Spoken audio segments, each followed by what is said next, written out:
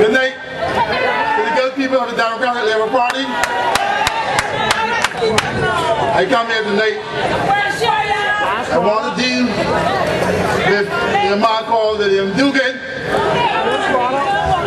I want to say to Richard though, I know tonight I am not governed by any standing orders. So I can let loose tonight.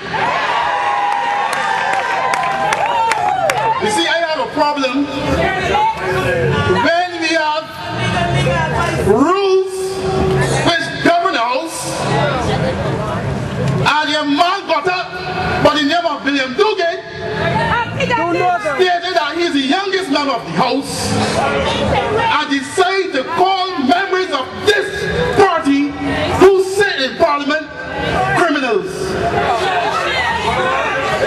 But I didn't know that also he being the youngest member, that he was also the youngest elite of the Barbados Party.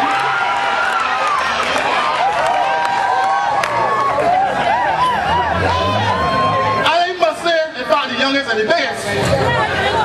I must say to you, and I must repeat what Richard said, that the speaker sat in silence, and you cannot use insulting or unparliamentary language towards a member of Parliament. That is the rule. But Dugan decided that her conduct was less than honorable. He said that we are criminals.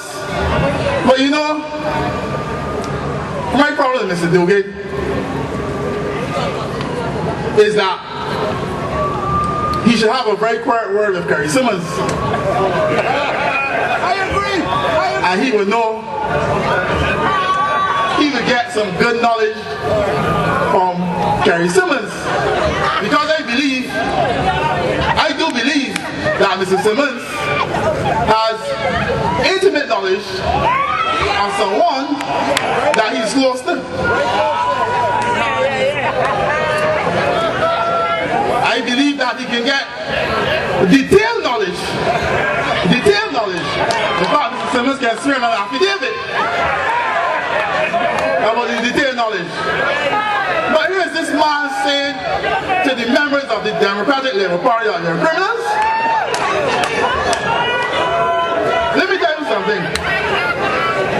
It is people like Dugan, then he can say that the Democratic Labour Party members are criminals. I want to ask Mr. Dugan, if the payment of $11,000 for the cutting of an ackee tree, if that is not a criminal act. I want to know if somebody boycott, somebody park clean, if that is not a criminal act.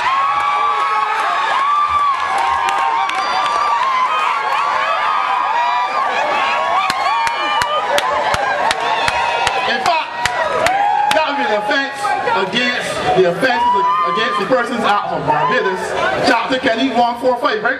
145 of the laws of Barbados. It is not a criminal act for someone to build a bath for $432,000. That is not a criminal act. It is also not a criminal act for somebody's husband to build a bath in somebody's purse. That was not a criminal act. So when Mr. Dugan speak about criminal activity, he should be shamed. Because this is a man who came up to me and said to me, you know, so Lashley, we are the future of Parliament. We are the future of Parliament. We are the future of democracy. And I'm so ashamed of Mr. Dugan that I can tell Taliban tonight that I declare war with him Dugan from tonight and the Barbados Labour Party.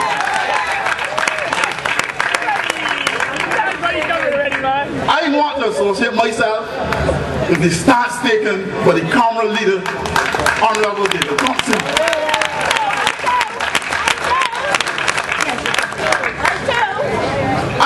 want to associate myself with the comments made by my colleague, Richard Sidney, tonight.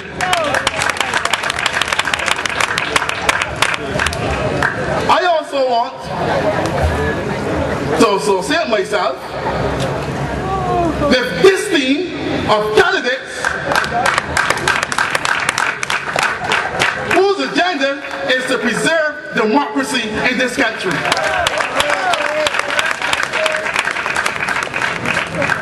You see, I don't want to dwell too much on the standing orders, but I want to go back to the no confidence debate that was so admirably led by Comrade Leader David Thompson, the chief prosecutor of this party. I have the charge sheet here. I have the charge sheet. A number of charges were led against Clyde Maskell. This is the charge sheet.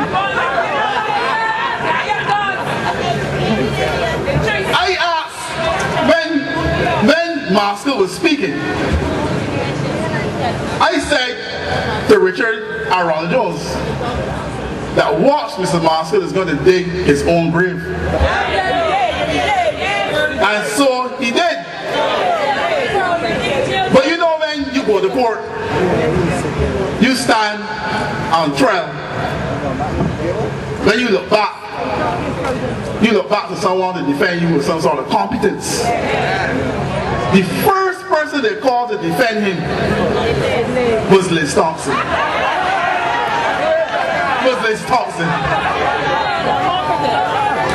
But if I tell you something, everybody was going down the road riding a bicycle, rolled a bell, and the police charged me. I would go and defend myself. I would look back for Liz Thompson. But Maskell looked back for Liz Thompson. And she got up and criticized every member of the Democratic Labour Party and refused to respond to any of the charges led by David Thompson. You know why? Because the case and the evidence led by David Thompson, the evidence was credible, it was convincing, and it was cogent and compelling. And all Mr. Maskell had to do was to plead guilty and ask for mercy. That's all he had to do. All you have to do is plead guilty and ask for mercy. But Bradford will know that when you have a client, throw him to the mercy of the court and beg for mercy. Ask the court to temper justice with mercy. And that's what we asked for Maskell. They plead guilty, beg. In fact, he begged, he said all he was doing was helping out a small man. He begged. But we have no mercy for Maskell. We have no mercy for Maskell.